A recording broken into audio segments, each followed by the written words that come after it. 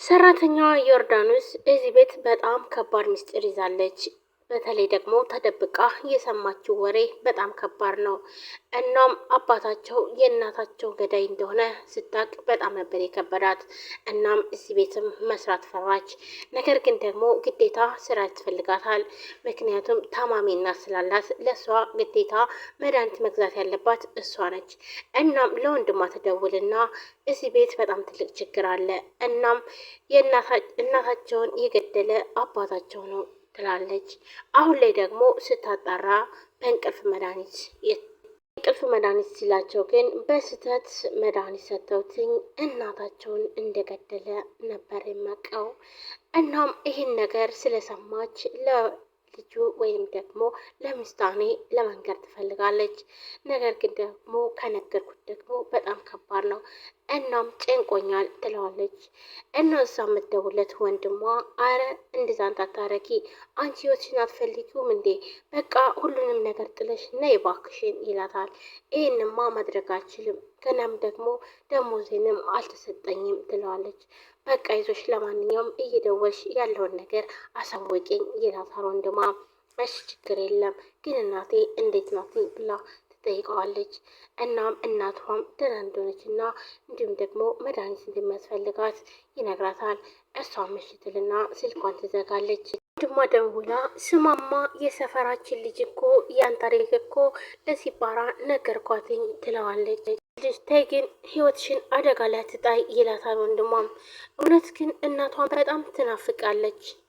በጣም አሳዘነችኝ እና ትንሽ ላነቃቃት ብዬ ነበር ይህን ታሪክ የነገርኳት ትለዋለች። ዳኔሚስ ይለዋል። እሱ ምንም አያውቅም ምስኪን ነው ትለዋለች። እና ምስታኔም ደግሞ ከኋላ እያያት ነበረ፣ ማለትም ተደብቆ እየሰማ ነበር። እሷ ግን ማንም እንደሌለ ነበር አውቃ ስታወራ የነበረው።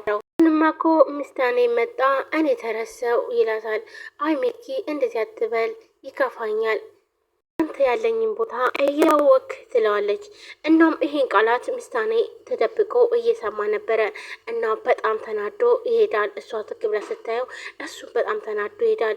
እሷም በቃ ቻው እሺ ምስታኔ መጣ ብላ ስልኩን ትዘጋለች።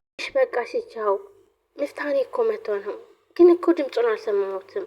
አዎ ግን ለምን እንደው አላውቅም መጥቶ በጣም ተናዶ ሄደ ትለዋለች። ይህ ስትይ ቀንቶ እንዳይሆን ይላታል። ሂድ እባክህ ትለዋለች። እሷ ትረባም አንተም እሻውን እሺ ምንድን ነው የምለው ብላ ዮርዳኖስም ጠይቀዋለች። ወንድሜ ነው አትቅና በይው ይላታል። በቃ እሺ አንተ ማትረባ ብላ ስልኩን ትዘጋለች። ዮርዳኖስም ወደ ሳሎን ትሄዳለች። ምስታኔም ቁጭ ብሏል ሶፋ ላይ እና ምን ሆነ ነው ትለዋለች። እሱም ምን ሆንኩኝ ይላታል። አይ የተናደርክ ትመስላለህ ትለዋለች። እኔ ምስታኔን የምትናደርኩት አረን ያልተናደርኩም ይላታል። ግን እኮ ተናዷል። ደግሞም አልናደድም ይላታል። እሺ በቃ ምሳሌ አቅርብል ብላ ትሄዳለች። አልፈልግም ይላታል። ቆይ ልትበላልን እንዴ መጣኸው? አሁን ጠገብኳ መች በላ ኡፍ በቃ ተይኝ ይላታል። በጣም ይናደዳል። ቃሽ ተይኝ አሁን ጠገብኩኝ አስሚም እንዴ ብሏትኝ ተነስቶ ይሄዳል። ዮርዳኖስም በጣም ግራ ተጋብታለች። ምፍታኔ ላይ ያየችው ነገር በጣም አስደንግጧታል። ሰላም ሰላም፣ ውድና የተከበራችሁ የቻናል ቤተሰቦች እንዴት ናችሁ? ዳና ናችሁ? ሰላም ሰላማችሁ ብዝት ይበል። ለዚህ ቻናል አዲስ ናችሁ ሰብስክራይብ፣ ላይክ፣ ሼር በማድረግ ቤተሰብ ሁኑ። ቤተሰብ ናችሁ ከልብ ለማመስገን ውድ ቤተሰቦች ዛሬ በአዲስ ቪዲዮ በአዲስ ድራማ መጥቻለሁ። ሰራተኛው ዮርዳኖስ የሚል በጣም ምርጥ ደስ የሚል ድራማ ይዤላችሁ መጥቻለሁ። ሁላችሁም ግን ደግሞ ቪዲዮ ላይክ፣ ሼር ያረጋችሁ ሰብስክራይብ ያረጋችሁ አበረታቱ። ሁላችሁም ደግሞ ስለምታበረታቱ ከልብ አመሰግናለሁ።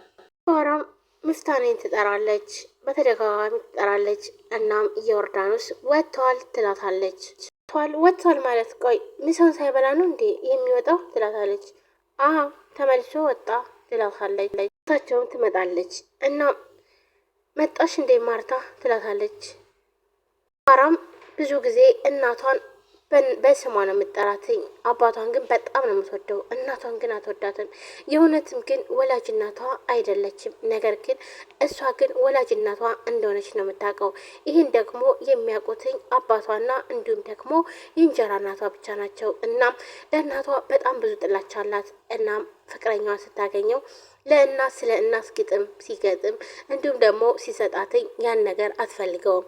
በቃ እሺ ለአባት የሚሆን ብቻ ስጠኝ፣ እኔ እናቴ አትወደኝም፣ እኔ የማረገውም ነገር አይመቻትም፣ ስለዚህ እኔ የምፈልገው ለአባት የሚሆን ትላለች። እና ፍቅረኛዋም ለአባት የሚሆን ግጥም ያጣል። ቆሽ በቃ ሌሎችን ጠይቄ ሌሎች ገጣሚዎች ካላቸው አመጣልሻለሁ ይላታል። እሺ በቃ ትለዋለች። እናም በተደጋጋሚም አላገኘችም። በቃ ይሁን እውነት ለአባት የሚሆን ግጥም ግን አጣውኝ ይላታል። እንዴት ነው ቆይ ለእናት የሁሉ ግጥም እንዳለ ያለ ለአባት ቆይ ለምን ግጥም የለም ትለዋለች። አይገርምሽም? ግን በጣም ይገርማል እውነት ለመናገር ይሁን ለእናት የሁሉ ነገር አለ፣ እንዴት ነው ግን ለአባት የሌለው እያሉ እያሩ እያለ ቆይ ግን አንቺ እናትሽ ለምንድን ነው እንደማትወድ እናትሽ እኮ ትወድሽ ይሆናል ይላታል። እናቴ እኔን አትወደኝም ትለዋለች። ማራም በጣም አዲስ ሆኖባታል። እናቷ በጣም በስነ ስርዓት እያዋራቻት ነው እና ደግሞ ፍቅረኛሽን በጣም ወድጀዋለሁ ትላታለች። አመሰግናለሁ ባህሪው ግን እንዴት ነው ብላ ትጠይቃታለች። እሷም ዝም ትላለች። ቆይ እንዴት ነው ለምንድን ነው ዝም የምትይው ሲባራ ቆይ ግን እንድናት እንዲቀርብሽ አትፈልጊም ትላታለች።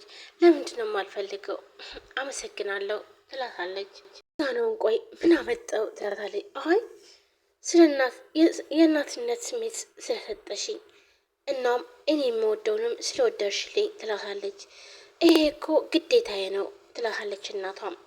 እና አሁንም እሺ በቃ ደስ ብሎኛል ትላታለች። እንኳንም ደስ አለሽ እና ታዲያ አማቻችን እንዴት ነው ትላታለች። እናም እንጃ ብቻ አብሮኝ ያለ ይመስል ሁሉን ነገር ስሜቴን ሁሉንም ነገር ይረዳኛል፣ በቃ ያሰብኩትን ራሱ ያውቅብኛል ትላታለች። አባትሽም እንደዚህ ነበረ፣ ወንዶች እኮ ከልብ ሲያፈቅሩ ነው እንደዚህ ሴቶችን የሚረዱት ትላታለች። እኔም ከልቡ እንደሚያፈቅረኝ ነው የሚሰማኝ ግን ትላታለች። ግን ምን ብላ እናቷም ትደነግጣለች። አንዴ ይቆጣል፣ ያኮርፈዋል፣ ይነጫነጫል ብላ ትላታለች እናቷን። እኔ ደግሞ ቁጣ ምናምን አልወድም ትላታለች። ተቆጣሽ? ቆይ ምን ብለሽ ሆነ የተቆጣሽ ትላታለች። አይደለ በአጋጣሚዎች በንግግር መሀል ይኸው አሁን ራሱ እኮ አኩርፎኛል ትላታለች። ዝም በዩ ይስተካከላል ትላታለች። ቆይ እንዴት ነው የሚስተካከለው ብላ ትጠይቃታለች። ይሄ የወንዶች ባህሪ ነው ትላታለች።